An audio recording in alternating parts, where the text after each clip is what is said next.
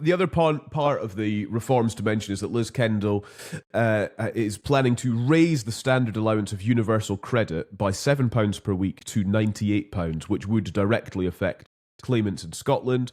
The work capability assessment is going to be scrapped in 2028, and so it's not actually yet clear how Scottish people would be assessed for universal credit under those proposals. So in the grand scheme of everything, there's a lot still to be worked out here.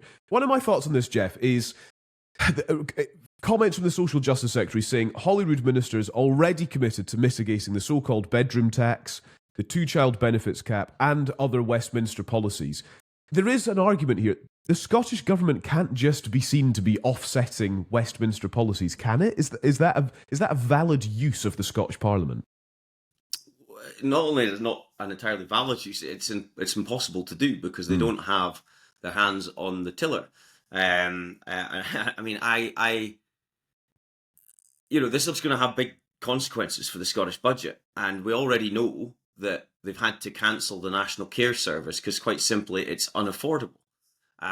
Social security spending is a huge portion of the Scottish devolved budget since that powers were devolved. So this is going to have a massive impact as well. So pretty soon, the conversation, and actually to your first question, Calum, I think it's pretty fair game now to turn around and say, okay, so you might not like this, guys, but where are you going to find the cuts in your budget?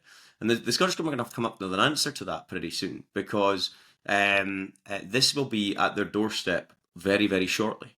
I want to drop some of the numbers on you just to put that into context as well. So from the Times, economists predict that for every £1 billion saved UK-wide in PIP spending, the SNP government's budget will be cut by around £114 million. That's one of the numbers for you. What else have I got? Oh yeah, this. The SNP's benefit system for Scotland costs £1.3 billion per year above Treasury funding as things stand.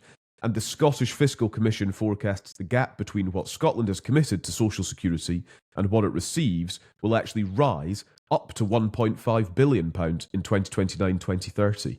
So I think that outlines, hopefully that helps outline the issue that the Scottish Government faces with all that. Yeah, I listen, the big, just one closing thought on this particular segment is that the big challenge for the Labour Party and indeed the Scottish Government, the SNP in Holyrood, is we are not seeing economic growth. So it's one thing to announce these swathing kind of cuts or changes, right, to be fair, against a backdrop where the economy is booming and there's a real sight of job creation and high value skills being sought in our economy. That ain't happening just now. And so until the Labour Party get that bit right, it's quite hard for them to make a big sell on. And by the way, we're no growing. We haven't done our job in growing the economy like we promised we'd do, one of our key missions, and we're making these swathing kind of changes. I think that's the problem. The two sides of the balance sheet are not working.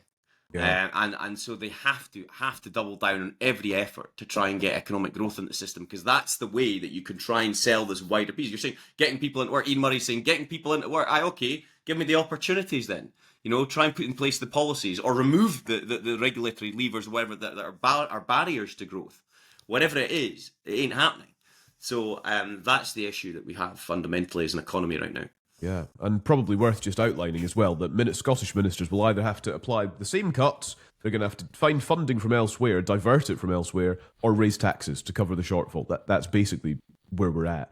I want to put a couple of questions from our listeners to you. So Fraser on X says, is the SNP attempting to outflank Labour to the left on issues like welfare purely to make political capital before 2026? Or is it an indication that John Swinney's government hasn't actually moved towards the centre? They must know the current public spending is unsustainable.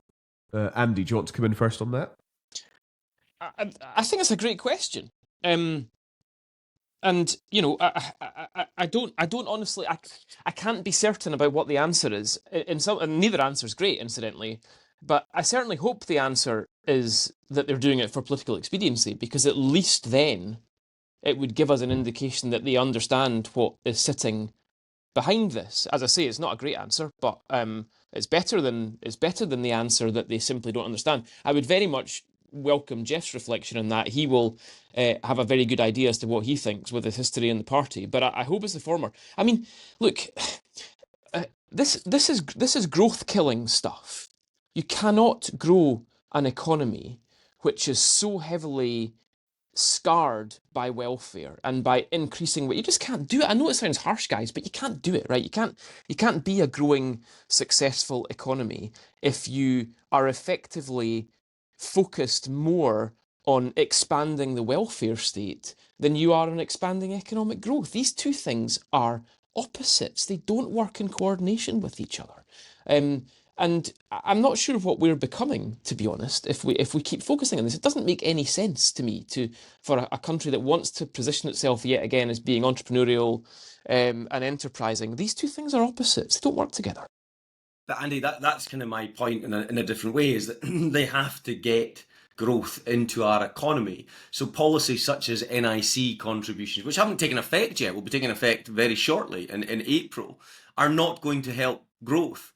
And so I kind of feel you need to give an indication and confidence to your population and to your investors and to the markets that, listen, this thing's about to ready to take off, and therefore we can justifiably make, the political argument for changes to welfare. I think it's a chicken and egg argument. That's the kind of different way of kind of saying the same point, I think.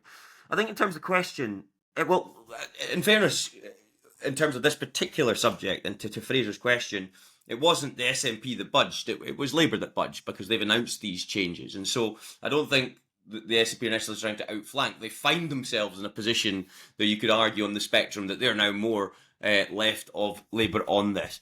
I would be very wary about that positioning. Andy mentioned my experience in the party. This is not the same SNP I worked for. Let's just be clear. It's not at all in terms of its direction or vision. And there's different ways to skin a cat. There's no doubt. But do you think it's closer to that, though, Geoff? Is it getting closer again? Well, you see, I think it did under Nicola Sturgeon. I do think that was position. I don't think necessarily that's his natural habitat. I think John's, frankly, a centre-left politician, probably a little bit more in the centre ground. I think Kate Forbes is a centre ground politician, frankly. So how, and again to the answer we gave earlier, how they react to this in a pragmatic sense, not just a political sense, saying, "Oh, look at you bastards for doing this." How are you actually going to react with your own budget? Is this a case of taking it out of your limited kind of economy levers and pulling that to support additional welfare spending? I don't think that would be the best route at all, to your previous point. So I'm not necessarily sure yet it's a case of being outflanked on the left. I think it's just a case of Labour have taken this decision and it's left the SNP there. Now, the question then becomes, well, how do the SNP respond? Which is why I think it's so important that it's not just a case of, yeah, boo, you naughty people. It's a case of, right, well, what are we going to do to respond to this? Because fundamentally, next year's budget's going to look a hell of a lot more different for them when they start to put that through Parliament, should all this stuff be approved. Yeah.